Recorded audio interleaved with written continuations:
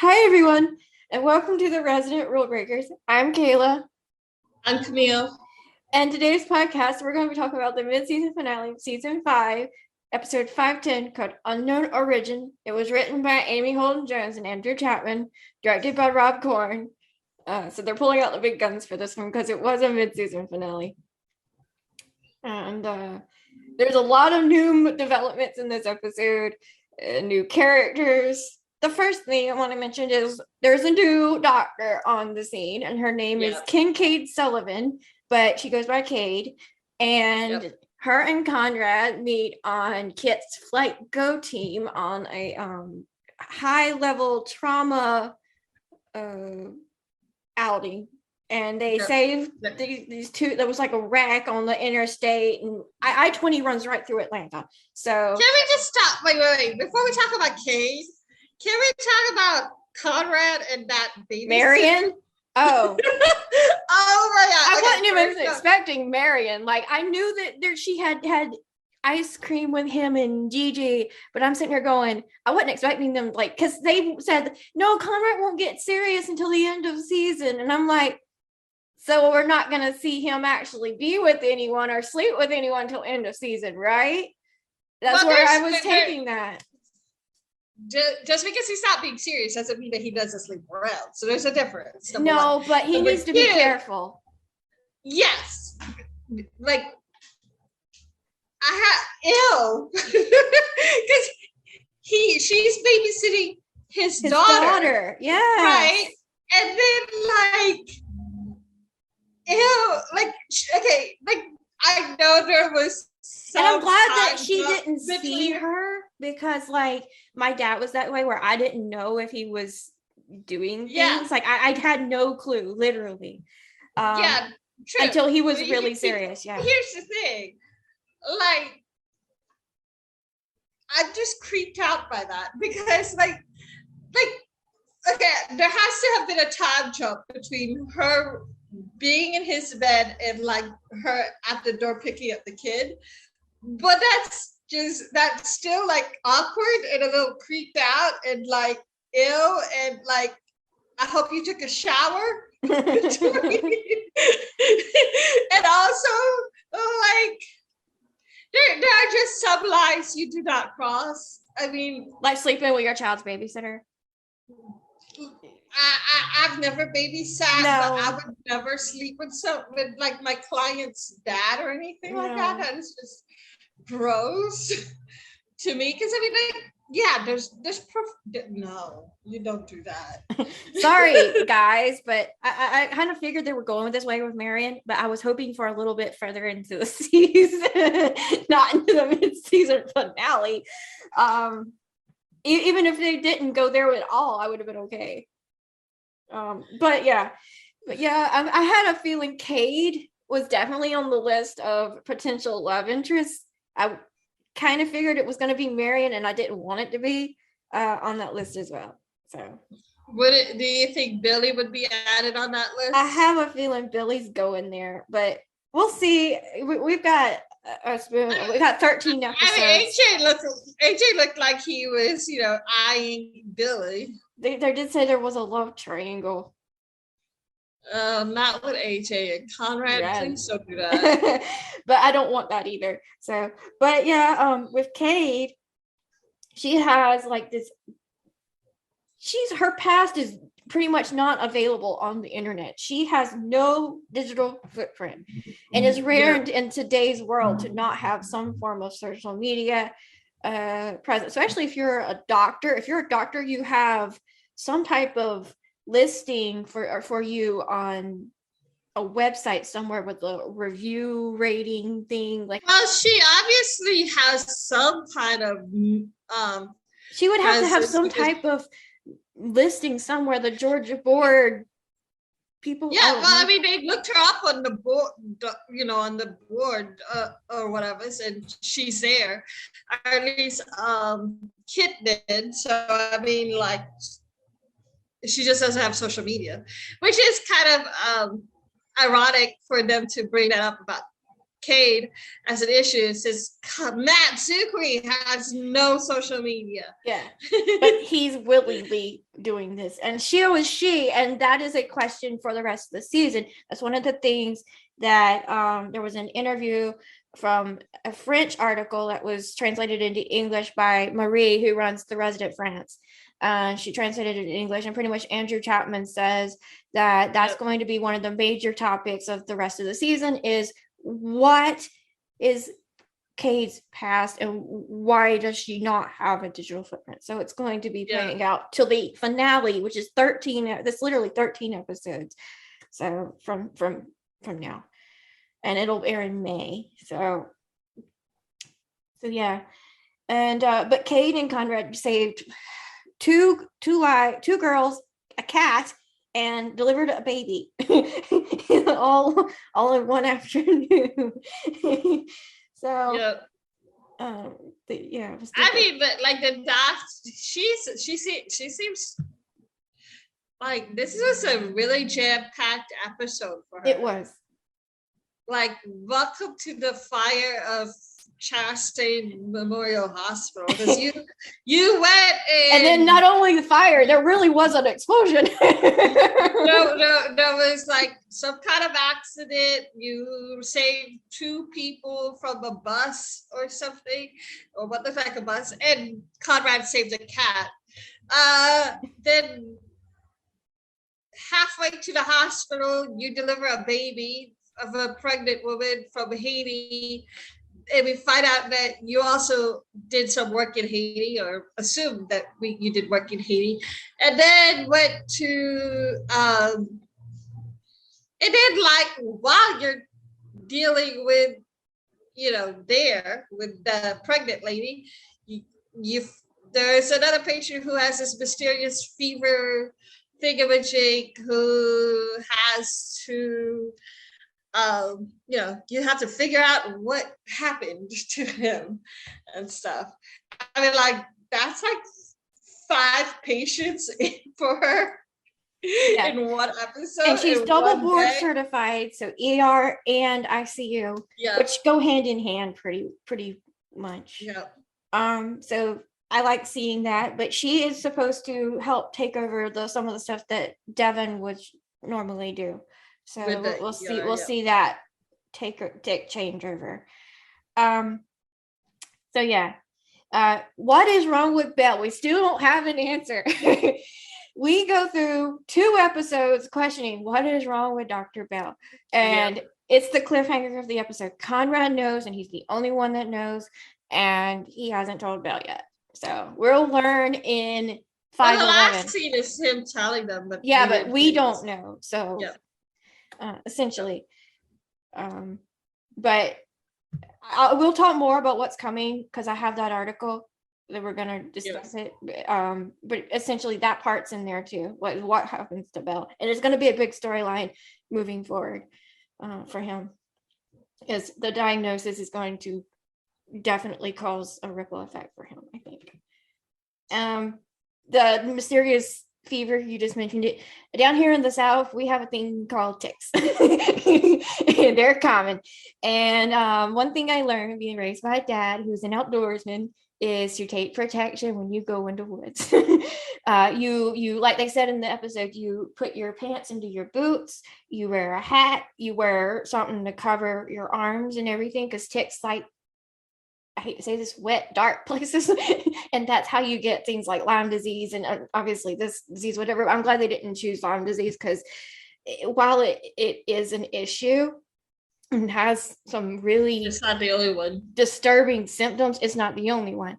And I'm glad they brought that to attention. It's very plausible because Georgia's definitely tick city. And this guy was hiking in the woods with his, I wouldn't call it a service dog, emotional support animal. And which there's a huge difference between a ESA and a service dog, and like Amy. I had told Amy, if you need to do a service dog storyline, I'm a service dog handler. I own a service dog. I can tell you right now. I'm not in a lot of service dog groups anymore because I left them because it just became too toxic. But I can just imagine a whole lot of service dog owners watching this episode going, "What the hell is going on?" First of all, that Amazon vest, just because you wear put an Amazon vest that's not a dog with a service dog sticker on there, doesn't make it a service dog. Number one. Number two, there are two questions that they should have asked the owner before even letting the dog into the hospital. One is that a service dog? And two, what tasks does it do? Because the main difference between an ESA versus a service dog is that they have to be task trained. I'm sorry, but no, they didn't ask those questions.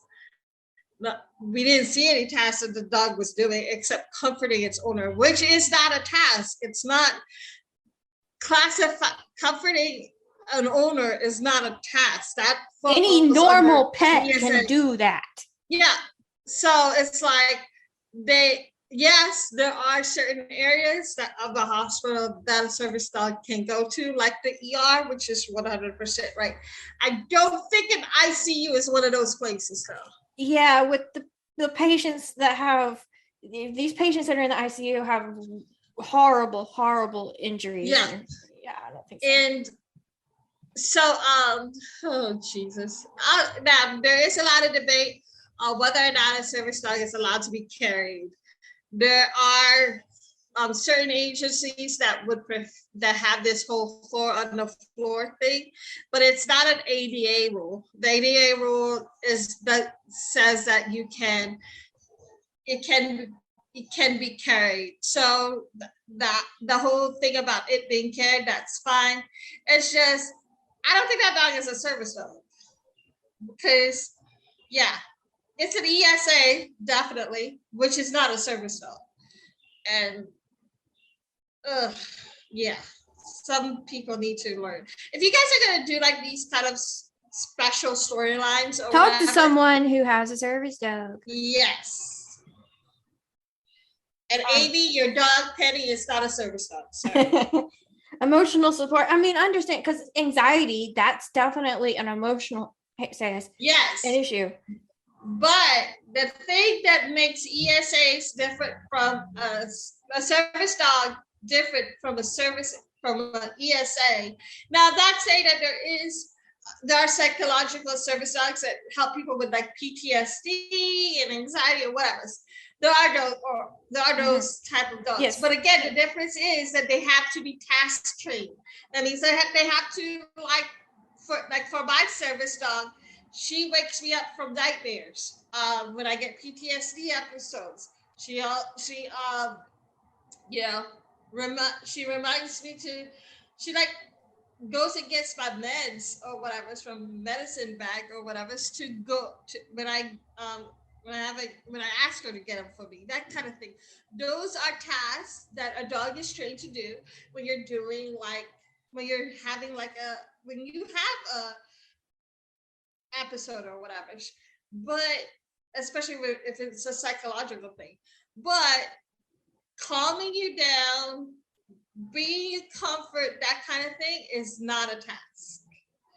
And if anybody wants to disagree with me, look it up. It's American Disabilities Act. That's the law. I wouldn't disagree with Camille. She is disabled. She is in a wheelchair, and she does have a service dog. I wouldn't disagree with her.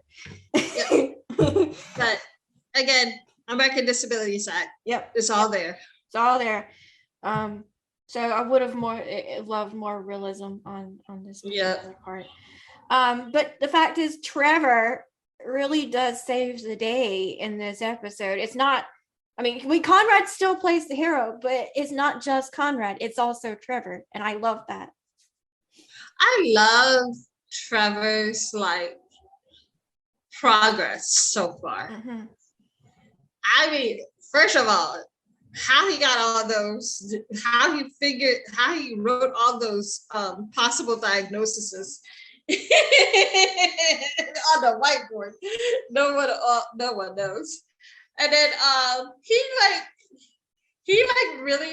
was very passionate about looking for this guy's possible diagnosis and stuff, and taking care of the dog and stuff. And luckily why people didn't realize it's so funny because they were like, we tested the dog's feet never touched the ground. So you're going, yeah, what about the humans? But anyway, yeah, I'm glad that they looked that up and he found the map and was able to diagnose the guy. The tick-borne disease that they got was babesiosis. I don't know how to pronounce it. That's why I never tried. Yeah. But it's not. I think that I'm glad they're highlighting something other than Lyme disease. That's all I gotta say. Yeah. But yeah, it definitely. So there were some other cute things like when Kit found out Belle had canceled all his surgeries off, she was like, will you tell me when he's like, I don't know what's going on, whatever. So I have a feeling there's going to be some very emotional Kit Belle coming when the show returns in February. So let's talk a little bit about Billie. Billie. I just wish Billie would just tell him. There is going to be a big plot line. Billie and Trevor have a major 3-episode arc starting in episode 12. Yeah. So it'll be focused on them and their relationship. And I'm guessing he may learn about his past. He may find the source of his what's that called? Conception. Yeah. Ugh. Anyway, so we'll probably be having a lot of reveals coming. Yeah. But so February 1st, the resident will return. I even with all the warnings I gave to people are still like, but why so long? I'm like, can you not live without this fictional TV show? I love this show. I mean, we're doing a podcast about it. But there's got to be something else in your life. I mean, it's holiday season. We're 2 weeks to Christmas. Go enjoy Christmas. Go. I mean, COVID friendly. Obviously, be safe. Don't make it worse than it already is. But enjoy the holiday. Have fun.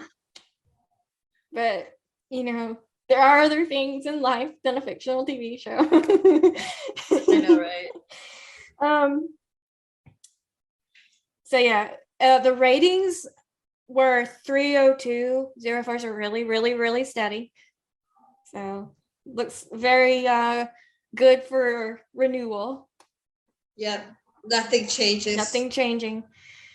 And we don't have any synopsis, no title, no nothing for the next episode. We won't probably know till the middle of January. Podcast won't return till end of January. We've got a lot going on between now and the next podcast coming. Christmas, Camille's having surgery, a new year starting, a lot of new stuff.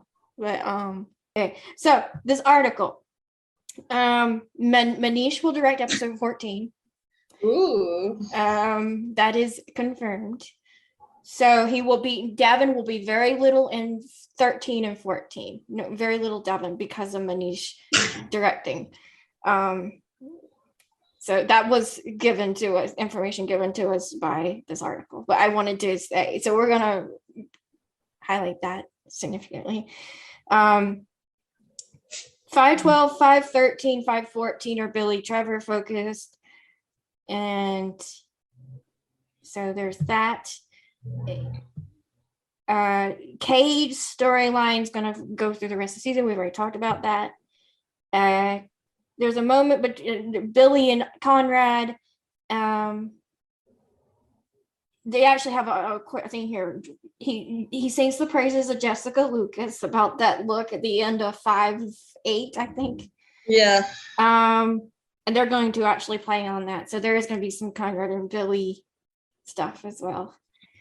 Yeah. They're called Conrad the most eligible bachelor in the world. Belle, so that storyline is going to ripple through the rest of the season as well, and be a huge part. A lot of people are predicting it might be Parkinson's disease. That would end his career. So there's going to be a lot of things. I a lot of people are questioning, is Bruce leaving the show? I'm like, oh my god, not another paranoid article. Bruce has been on the show since before. He was confirmed Bruce for the show before Matt was. This is how long Bruce has been connected to this show. No, he was the first person they wanted on the show. Yeah, no, I don't think so. With the Raptor, he's going to be a playboy somewhere and deal with his mother.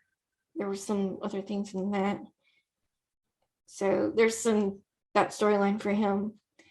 And then, of course, Devin, Leela, Padma have a storyline popping up in episode 15 after the episode after Manish directs. There's a big Devin plot line coming in episode 15 with him and Leela and Padma.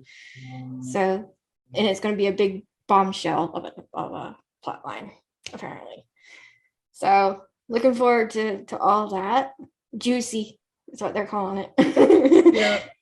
We're going to talk about this more in true detail in the next podcast that we release after the new year and the end of January, along with synopsises and titles and all this stuff. Once we get all that material, let Camille recover from throat surgery, and let's enjoy the holiday I'm season. still just debating on whether or not I want to do the throat surgery. I think you probably should, but we're giving her time to, if she does it, to be able to recover. So I hate, okay, y'all. It's surgery on my vocal. It's surgery on her vocal cords. It's not like it's. It's not like I'm having surgery for something small and tiny. Yeah. So it's like a singer having surgery on the vocal cords. They're never the same. So yeah. But January 31st is our predicted release date on that podcast. News podcast, and so just letting everyone know. The podcast did break 9,000 downloads on the year as of recording this podcast. So yeah, 9,000 on the year, 18,700 since inception, and we'll just see what the rest of the month holds. Our biggest months were October and February, and those are big Nick storylines. So the episode where she got stabbed and the episode where she dies are both integral, and so people love Nick, and that's proven with our statistics. Also, I had COVID in February, so people were trying to find out if I was okay, I guess. But so just statistics. But if you do want to support us going into the new year, the best Christmas present we could probably get is a sponsor on our Patreon account. So I know. You can go to our Patreon, patreon.com/theresidentpodcast, and even if it's just $1, like, you'll get behind the scenes stuff, you'll get early release podcasts and everything else. And you can make it, so you can't say Merry Christmas. We would be okay with that. And all the money right now is going into a laptop fund to replace my computer because it has a mind of its own. I also do another podcast, and it's called Hallmark Heartbeats. It's a podcast all about Hallmark movies where I review Hallmark movies year round. Kayla is currently helping me out up until Christmas movies are done, which is, I think, Christmas time. Next week, yeah, we are busy. We have like 3 interviews, maybe, coming up, and I'm excited. And then after that, we're gonna take a break, and then New Year comes up. Anyway, it's on all platforms. You can go listen to it. Also, I have a Buy Me a Coffee page, which is sort of like Patreon account. It is mostly, it has movies. It has all of our unedited interviews over there. Also, like interview announcements over there. But yeah, you can. It's only for $1 a month is the minimum. Mhm. Anyway, Just like our Patreon. Yep. Yep. You can also contribute to $5 a month, and with $5 a month, you can also get our like unedited interview, unedited podcasts. So.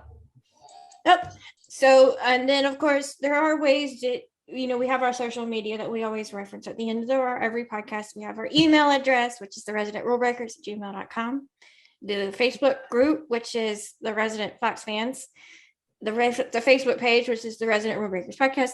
We have the Instagram account, which broke 1,000 followers, which was phenomenal. I never thought that account would break 1,000 followers.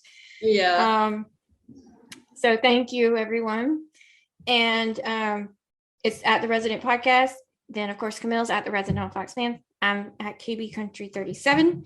Then there's the Twitter account, which is at Resident Podcast. I hope everyone has a wonderful holiday. Happy New Year, and we'll see you in 2022.